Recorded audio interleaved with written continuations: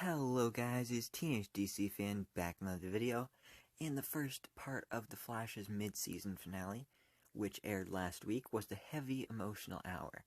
The Last Temptation of Barry Allen Part 2 is all about the action, but the heart doesn't get lost amid all the scares, Bloodwork zombies, and CGI fights, which was awesome.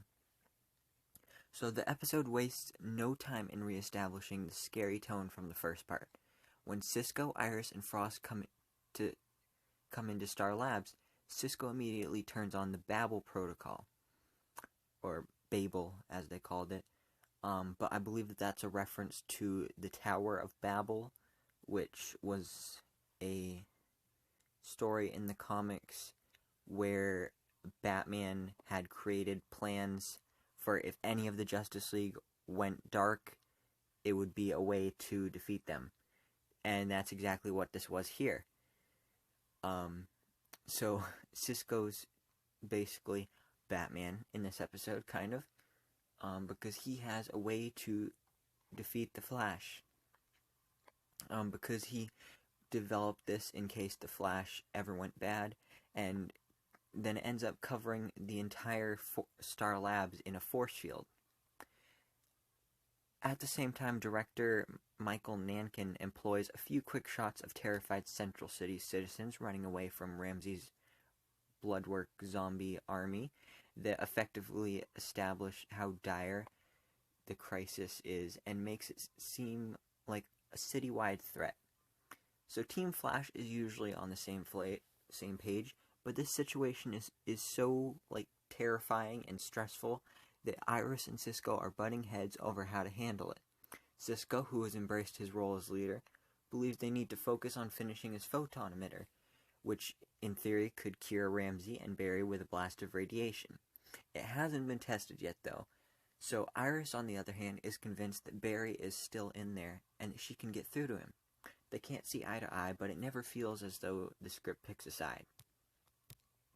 Outside Star Labs, Frost and Joe are busy battling Ramsey's army back in Plaza, while Cecile and Camilla are trapped in the office building, and they try to avoid being captured and infected by the zombies roaming the halls. Cecile and Camilla use Cecile's empathic powers to detect the zombies and sneak around them as they make their way out of the building. The entire sequence is shot as one long take, and it's amazing because it's clear the director isn't just showing off. He shot it this way because he wanted to ratchet up the suspense. Meanwhile, Dark Flash beckons Iris to meet him at their apartment. Cisco begs her not to go, but of course Iris ignores him. And at the apartment, Dark Flash threatens to reverse Flash Iris when she rejects Ramsey's cure, but he stays his hand, so he doesn't vibrate his hand through her body. But after that encounter, Cisco finishes his emitter and heads out into the plaza to use it on Ramsey. Unfortunately, Dark Flash knocks him off his feet, and the emitter shatters. Ramsey and Dark Flash don't kill Cisco, though, because they want him to know their plan. Ramsey and his army are heading towards Star Labs to spread his virus using the particle accelerator. So when Cisco makes it back to Star Labs, he and Iris have a heart-to-heart and realize they screwed up by not working together. However, their mistakes also yielded some new information. Barry had a chance to kill them, but didn't each time. Not only that, but he repeated exact phrases he'd said them to before. They realize that Barry is still in there, and he's trying to show them what the plan is. So he has a plan, but he's trying to come up with a way for them to understand what it is. So their guess is confirmed when Barry and Ramsey show up outside of Star Labs, and Barry tells them to drop the barrier and let the light in. So that's exactly what they do. As his army swarms through Star Labs, Bloodwork makes his way to the pipeline with Dark Flash and places his tainted blood inside the accelerator.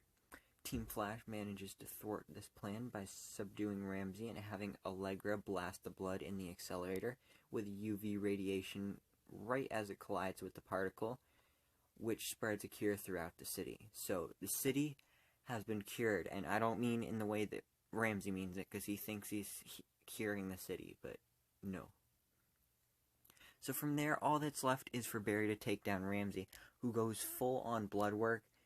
He turns into this giant CGI, monstrous blood clot looking monster, and this is exactly how he looked in the comics, and I'm super excited because when we first found out that Bloodwork was going to be the main villain for the first part of the season, I did some research to find out who he was, what he looked like, and stuff like that, and I saw it, and like at this point I didn't think we would see him look like that because it's so far into the season and this is the last episode with him as the main villain, so I didn't think we'd be saying that.